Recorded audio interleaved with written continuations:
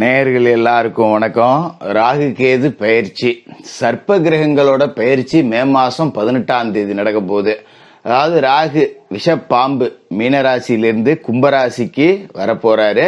கேது விஷமற்ற பாம்பு, ஒரு தண்ணி பாம்பு அப்படின்னு வச்சுக்கலாம், அவர் கன்னிராசியிலிருந்து சிம்மராசிக்கு வரப்போறாரு.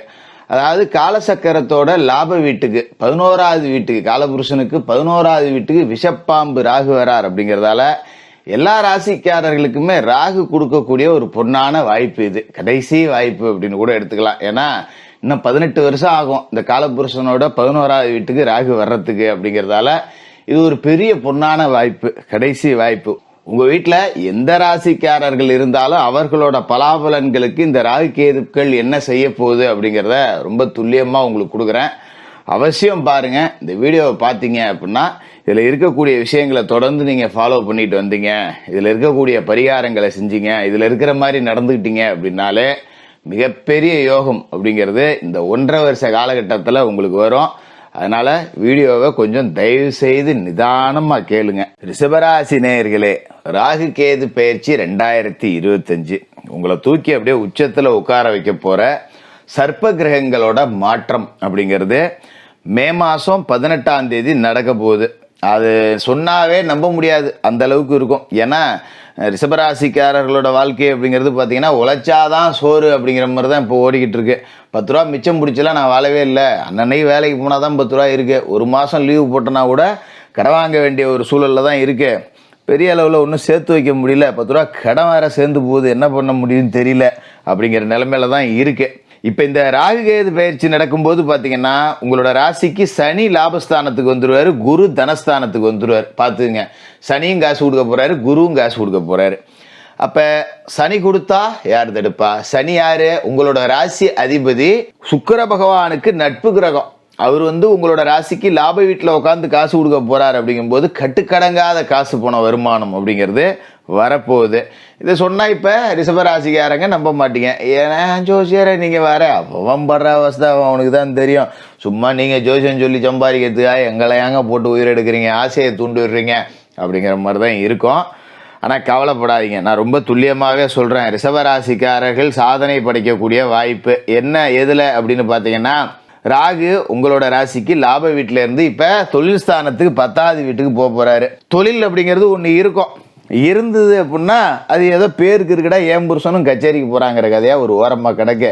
கூலி வேலைக்கு போனால் கூட ஒரு நாளைக்கு 500-600 கிடைக்கும். சொந்த தொழில் பண்ணுறேன் முதலாளின்னு நானும் வெள்ளையும் சொல்லியுமா தான் கடைக்கு போகிறேன், வெள்ளையும் சொல்லியுமா தான் ஆஃபீஸுக்கு போகிறேன்.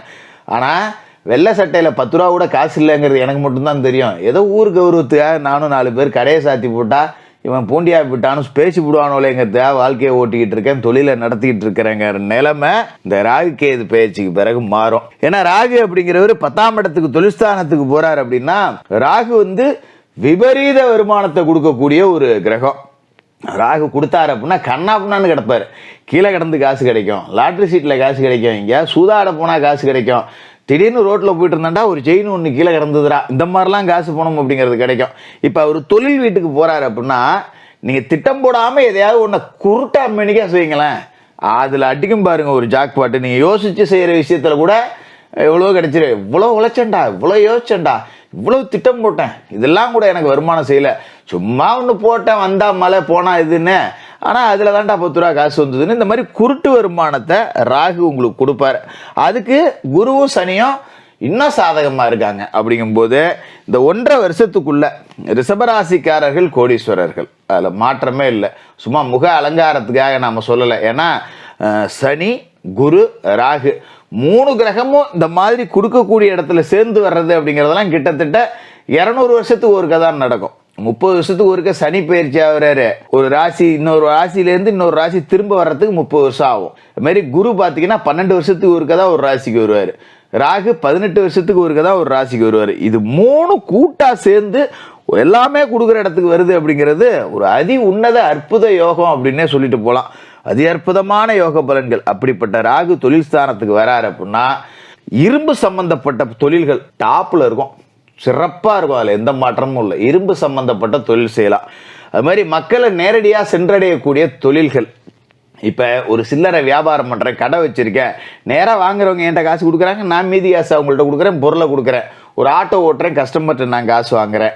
ஒரு கார் ஓட்டுறேன், கஸ்டமர்கிட்ட நான் வாங்குறேன். இது மாதிரி மக்கள்கிட்ட நேரடியாக கொடுத்து வாங்கக்கூடிய வியாபாரம், சில்லறை வர்த்தகம் அப்படிங்கிறதெல்லாம் கொடிகட்டி பறக்கும். நீங்கள் கோட்டையே ஆளலாம். அந்த அளவுக்கு வியாபாரத்தில் பெரிய வளர்ச்சி அப்படிங்கிறத அடையலாம். அதுமாரி இரும்பு சம்மந்தப்பட்ட தொழில், ஒரு லாரி ஓட்டுறேன், ஒரு ஆட்டோ ஓட்டுறேன், இல்லை லாரி ஸ்பேர் பார்ட்ஸ் விற்கிறேன், 2 வீலர் ஸ்பேர் பார்ட்ஸ் விற்கிறேன், இல்லை ஒரு மெக்கானிக்காக இருக்கேன். இந்த மாதிரி இரும்பு சம்மந்தப்பட்ட தொழில் செய்யக்கூடியவர்கள், அவங்க மிக்சி கிரைண்டர் ரிப்பேர் பண்ணலாம், ஏதோ ஒன்று இரும்பு சம்மந்தப்பட்ட மெக்கானிக்கல் தொழில் செய்கிறவங்க டாப்பில் போகலாம்.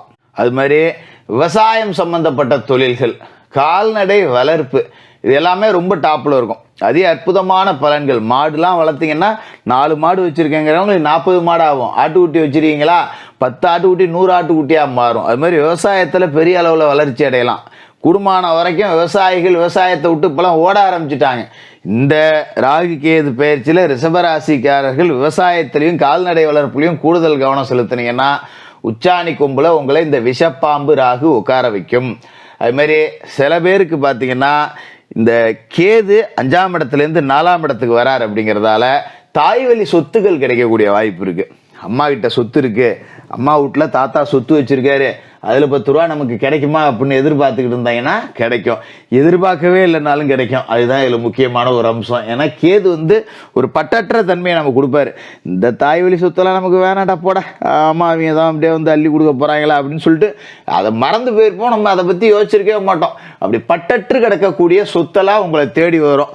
அவங்களே கூப்பிட்டு கொடுப்பாங்க, இந்தாப்பா என் மோளுக்கு அப்படின்னு கொடுப்பாங்க. சிலருக்கு மனைவி வழி சொத்து சேர்க்கை, தாய் வழி சொத்து சேர்க்கை, பெண்கள் மூலமாக வரக்கூடிய சொத்து சேர்க்கை, இது எல்லாமே ரொம்ப சிறப்பான சேர்க்கை அப்படிங்கிறது இருக்கும்.